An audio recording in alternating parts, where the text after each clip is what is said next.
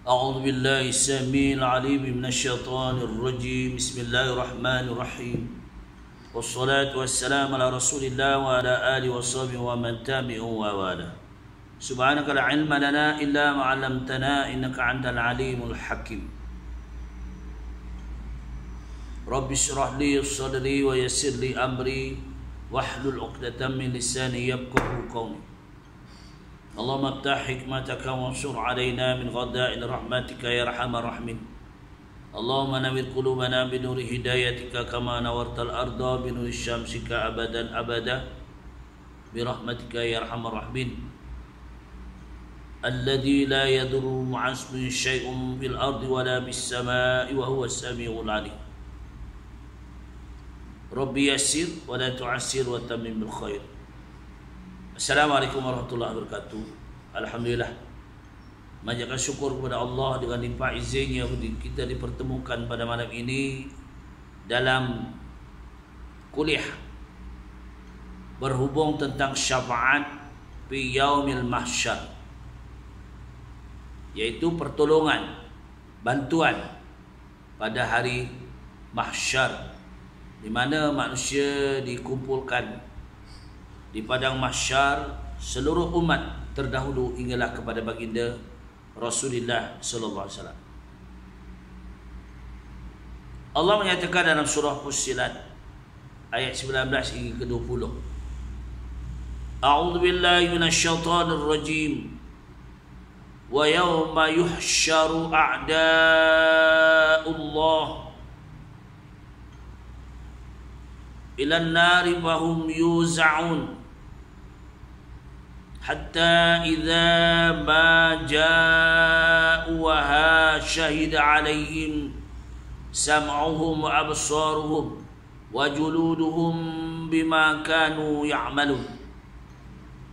Mafhum ayat tersebut, pada hari dikumpulkan musuh-musuh Allah untuk dibawa ke neraka, lalu diarahkan perjalanan masing-masing, sehingga apabila mereka sampai ke neraka, menjadi saksilah ke atas mereka oleh pendengaran mereka, oleh penglihatan mereka, dan serta kulit-kulit badan mereka mengenai apa yang mereka telah kerjakan semasa hayatnya.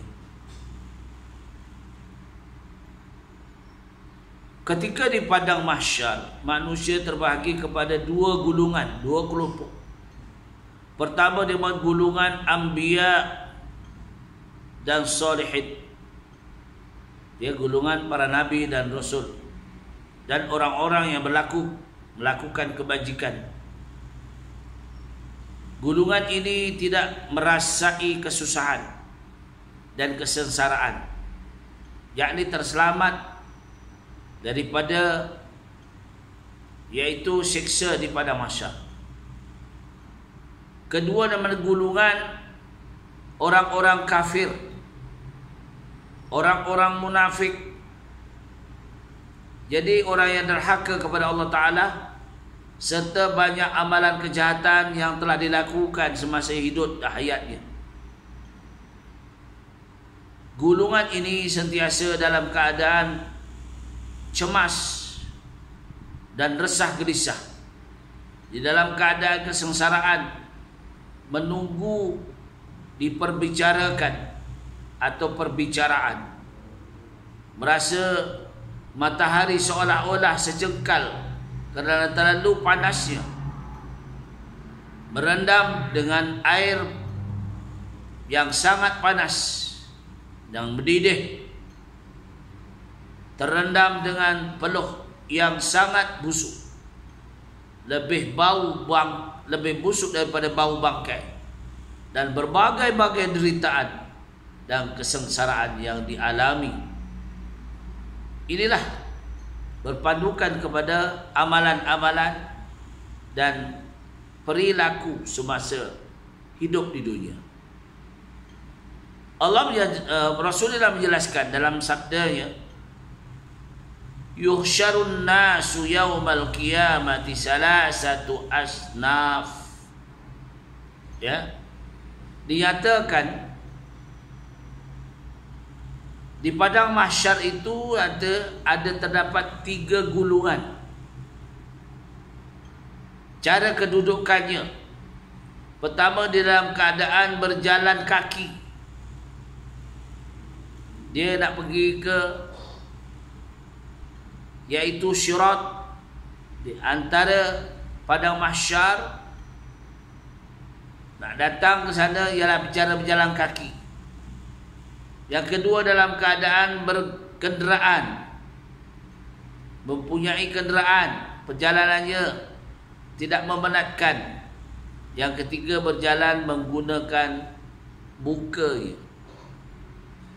3 golongan ini Allah akan menceritakan apa sebab-sebabnya berlaku.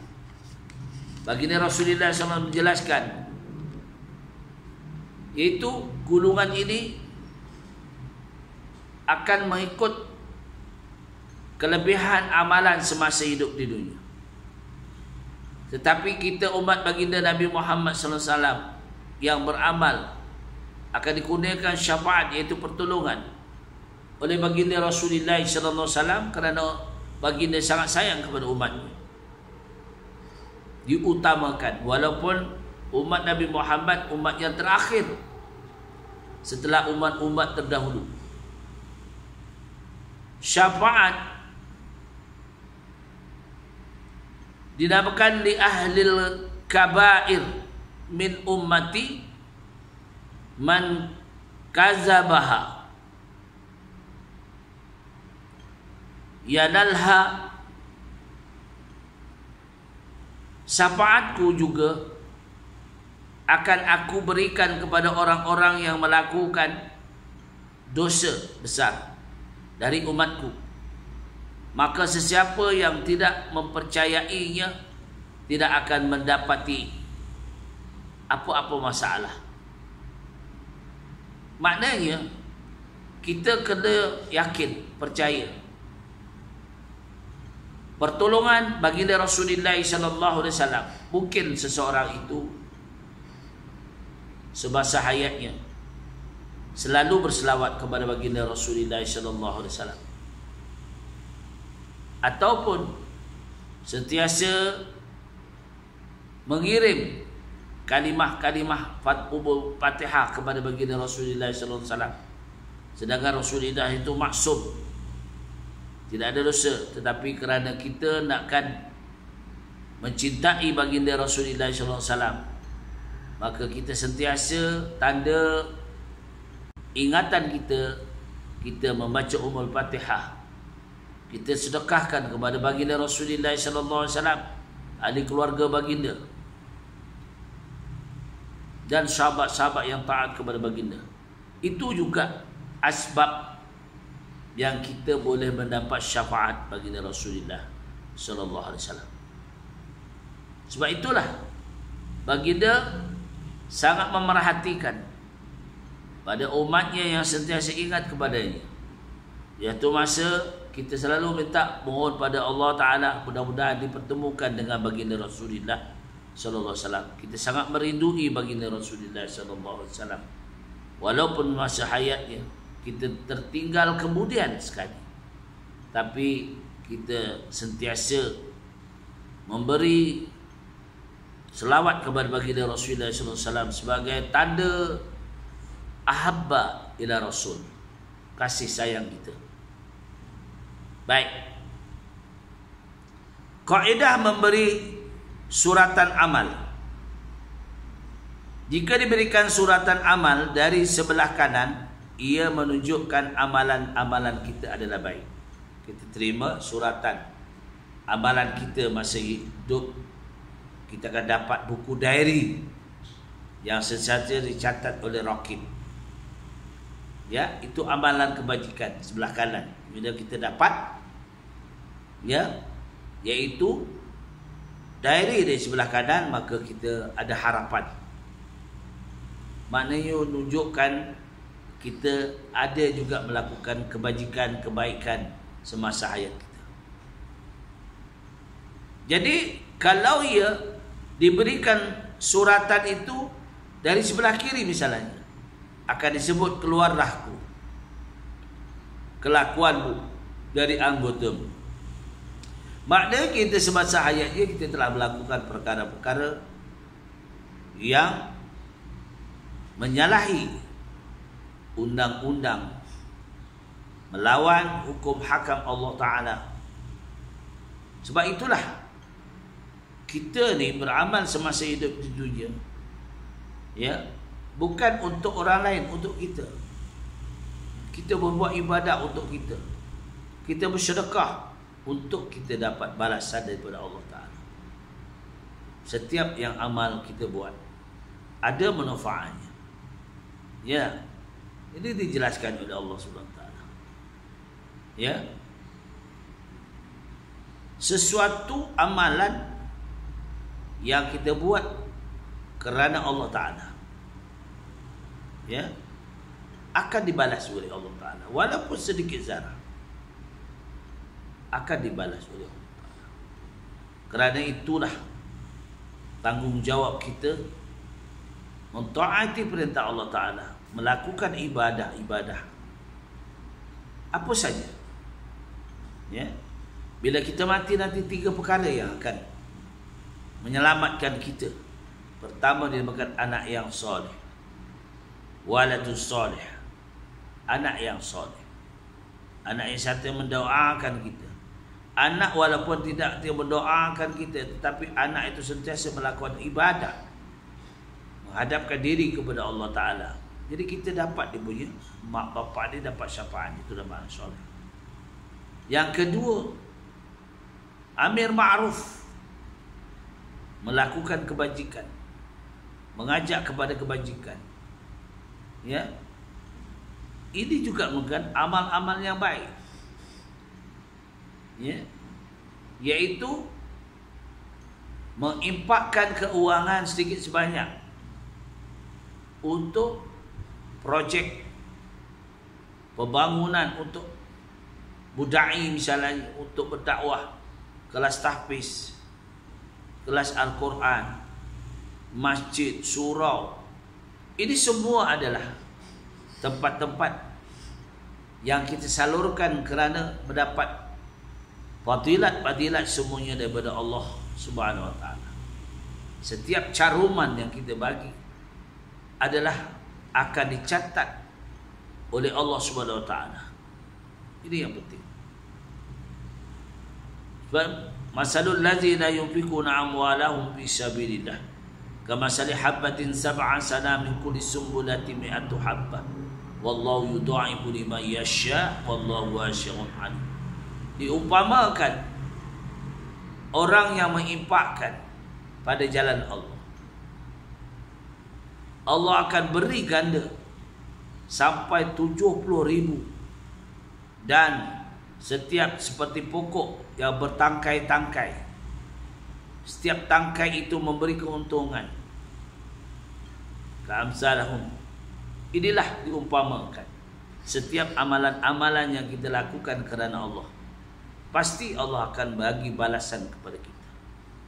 Itulah cara satu, ya, untuk memanfaatkan kehidupan kita. Apa yang kita mampu? Pertama tadi, waladun soleh, anak yang saleh. Yang kedua, amal jariah kita. Ada kadang-kadang, ya, ini sangat bagus. Di antara satu tempat itu kita nak bagi kuliah, misalnya kitab tasawuf yang kita ada, kita nyatakan kepada dia telefon, Ustaz, saya nak infakkan duit ini, Ustaz belikan kitab untuk diguna pakai waktu Ustaz kuliah. Ini adalah amal yang baik.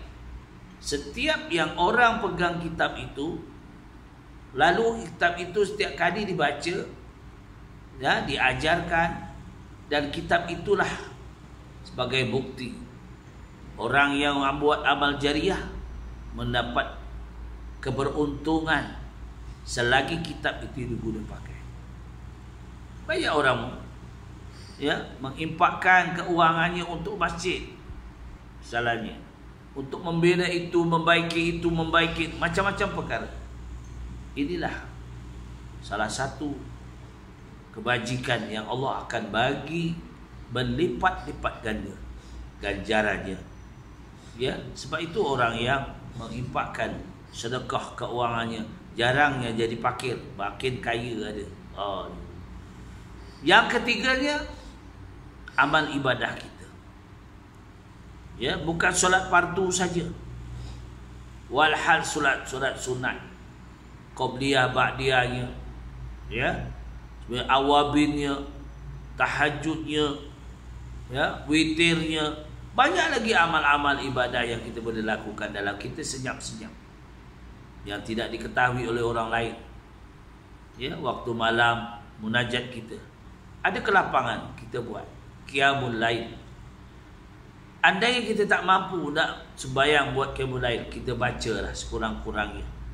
Ya, menyatakan kepada Allah Subhanahu wa taala, la ilaha illallah wahdahu la syarikalah, lahul mulku wa lahul hamdu yuhyi wa yumit wa huwa ala kulli syai'in qadir.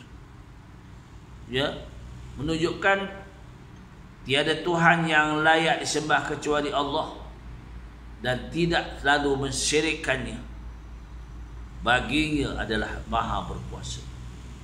Sebab itu keyakinan yang perlu ada kita untuk mendekatkan diri kepada Allah Ta'ala, supaya kita akan mendapat fadilat-fadilat dan sentiasa mengingati baginda Rasulullah sallallahu alaihi wasallam. Ya, apa saja amalan-amalan yang dikerjakan oleh baginda Rasulullah sallallahu alaihi wasallam, seperti sembahyangnya, witirnya, tahajudnya, ya, hajatnya, semua ini amalan Rasulullah sallallahu alaihi wasallam. Satu ketika Rasulullah ditanya oleh anaknya Sayyidatina Fatimah, "Ya Rasulullah, wahai ayahanda." Ayahanda kan maksud, ayahanda tak ada masalah, dan ayahanda merupakan Habibullah, kekasih Allah. Tetapi ayahanda malam-malam sanggup bangun lagi sampai bengkak kaki untuk beribadah, munajat pada Allah. Maka Rasulullah menjawab dengan mudah, "Abdan syakura." Aku beramal kerana apa? Kerana merasa syukur nikmat yang Allah berikan. Kita ni kadang-kadang, ya, masuk ke dalam syurga sebenarnya bukan kerana amalan kita yang terlalu banyak. Tapi itu perlu juga. Amalan perlu. Ibadah kita perlu kuat. Tetapi apabila kita melakukan perkara-perkara yang kebajikan, kita harap mendapat rahmat, itu kasih sayang Allah. Kita masuk surga adalah merupakan rahmat Allah, kasih sayang. Inilah yang kita, ya, perkongsikan pada malam ini. Ada 5 syafaat. Ya, syafaat itu ada 5 syafaat. Pertama, syafaat disegerakan perbicaraan dan diringankan penderitaan. Di padang mahsyar itu, dalam sempitnya, ya, umat daripada umat Nabi Adam sampailah kepada baginda Rasulullah sallallahu alaihi wasallam. Macam apa, ya, sempitnya. Kita ni kalau duduk dalam satu negara pun dah sempit kan. Ya tak? Kalau kita dalam duduk majlis pun dah, kalau ramai sangat, sibuklah. Ini umat terdahulu sampailah kepada baginda Nabi Muhammad sallallahu alaihi wasallam. Ramai, ya. Jadi tentulah keadaan kita keluh kesah, ya.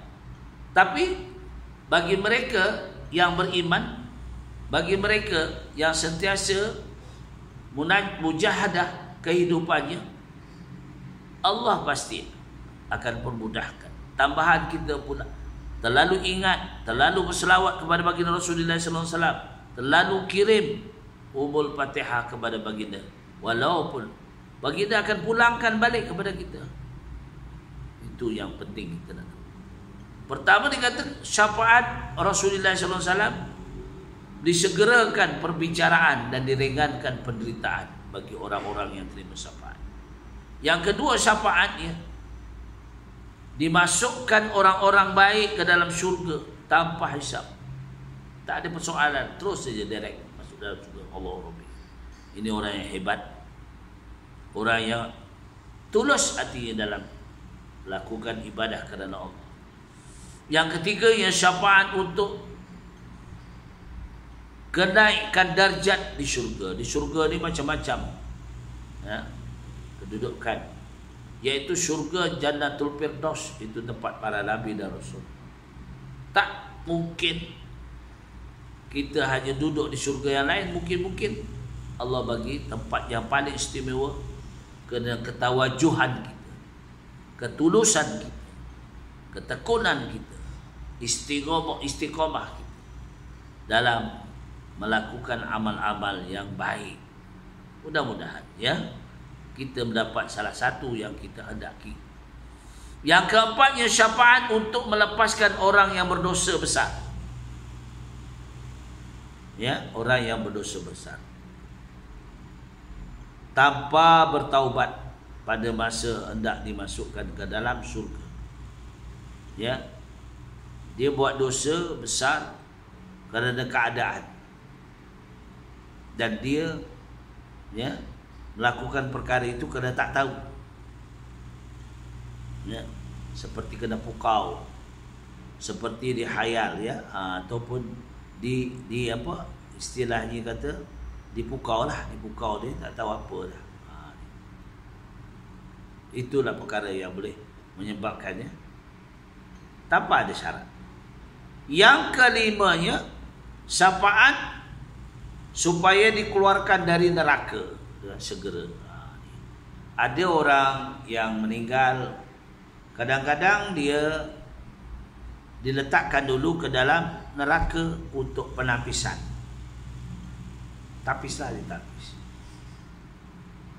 Berhubung mungkin kita ada buat amal-amal yang kebaikan. Mungkin kita melakukan segala kejahatan itu tanpa kita sedari. Kita sempat bertaubat, alhamdulillah. Kita tak tempat sebut taubat, ya, tapi kita ada perasaan. Ya, inilah kelebihan yang Allah berikan kepada seseorang. Suatu kelebihan yang sangat, ya, sangat beruntung bagi mereka yang dapat syafaat. Maknanya syafaat itu adalah pertolongan dari seorang nabi kepada umatnya yang disayang. Ya, dikatakan iaitu kullu ummatin yadkhulul jannah. Rasulullah katakan setiap umatku adalah akan masuk ke dalam surga apabila taat dengan Allah Ta'ala. Kalau dia tak taat, misalnya dia lupa alfa kat dunia, tapi dia sempat bertaubat, maka dia juga layak masuk dalam surga, tetapi ditapis dulu, dibersihkan dulu, masuk dalam neraka.